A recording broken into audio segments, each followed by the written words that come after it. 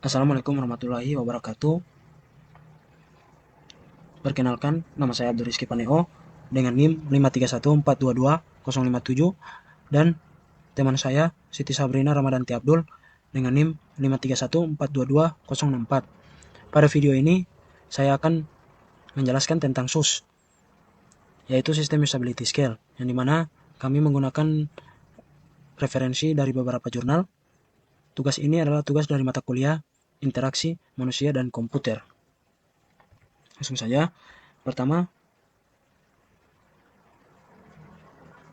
pada halaman ini kami menampilkan identitas jurnal yang telah kami dapatkan. Jurnal pertama berjudul UX Analysis on Speed ID, Application Using Usability Testing Method and System Usability Scale. Jurnal ini dipublikasikan pada Juli tahun 2024 di Sinkron Jurnal dan Penelitian Teknik Informatika. Penelitian ini membahas evaluasi usability pada aplikasi Speed ID dengan menggunakan metode usability testing dan SUS.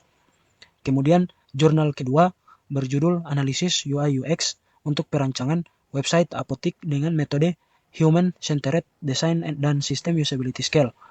Jurnal ini diterbitkan pada Januari tahun 2022 dalam jurnal Media Informatika Budi Dharma. Kedua jurnal ini kami pilih karena sama-sama menggunakan System Usability Scale sebagai alat evaluasi utama. Namun, diterapkan pada objek sistem yang berbeda, yaitu aplikasi dan website. Hal ini membantu kami untuk memahami bahwa SUS atau System Usability Scale bersifat fleksibel dan dapat digunakan di berbagai jenis sistem digital. Apa itu System Usability Scale? System Usability Scale atau yang biasa disingkat SUS merupakan salah satu metode pengukuran usability yang paling populer dan paling sering digunakan dalam bidang UI UX dan interaksi manusia dan komputer. SUS dikembangkan untuk mengukur persepsi subjektif pengguna terhadap sebuah sistem. Artinya, yang dinilai bukan hanya apakah sistem itu berfungsi, tetapi seberapa mudah, nyaman, dan efisien sistem tersebut digunakan oleh pengguna. Keunggulan utama dari SUS adalah sifatnya yang sederhana, cepat, dan reliabel. Sederhananya, karena hanya terdiri dari 10 pertanyaan, cepat karena dapat diisi dalam waktu singkat, dan reliabel karena hasilnya konsisten meskipun digunakan pada berbagai jenis sistem. Oleh karena itu, SUS sangat sering digunakan dalam penelitian akademik, pengembangan produk digital, hingga evaluasi sistem yang sudah berjalan. Cara menghitung skor SUS. Pada halaman ini menjelaskan tentang cara menghitung skor System Usability Scale. Langkah pertama adalah melakukan konversi skor jawaban responden. Untuk pertanyaan ganjil, yaitu nomor 1, 3, 5, 7, dan 9, skor dihitung dengan cara nilai jawaban dikurangi 1. Sebagai contoh, jika responden memilih nilai 5, maka skornya menjadi 4.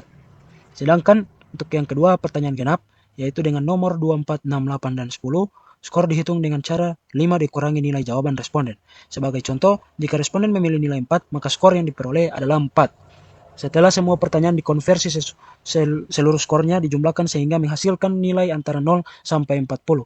Langkah terakhir, total skor tersebut dikalikan dengan 2,5 sehingga diperoleh skor SUS akhir dalam rentan 0 sampai 100. Cara menginterpretasi skor SUS.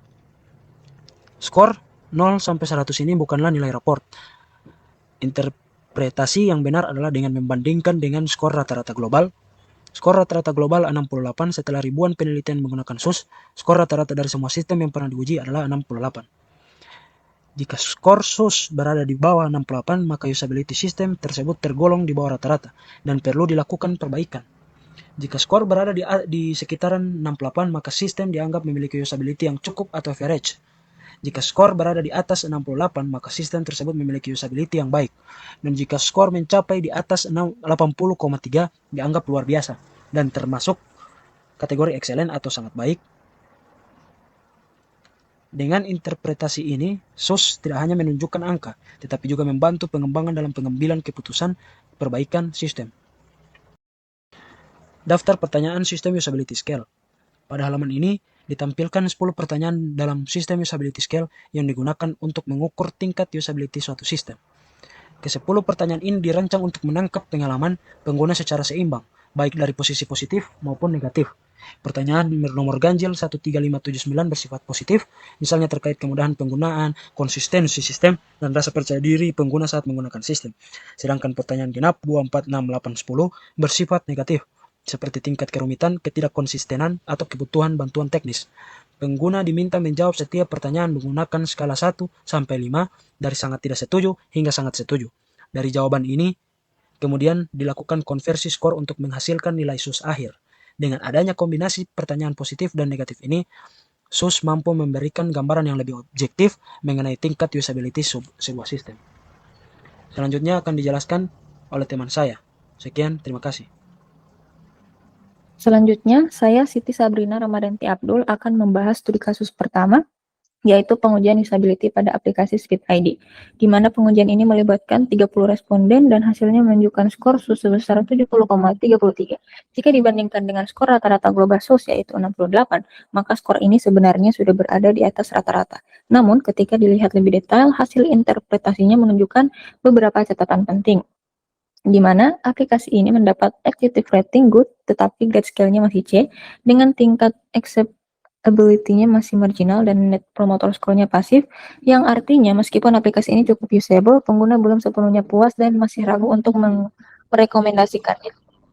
Kemudian yang kedua, ada website apotik, di mana berbeda dengan kasus pertama, studi kasus kedua ini membahas perancangan website apotek rakyat Anda dengan jumlah responden sebanyak 20 orang, di mana hasil pengujian menunjukkan skor SUS sebesar 77,6, yang tergolong jauh di atas rata-rata global.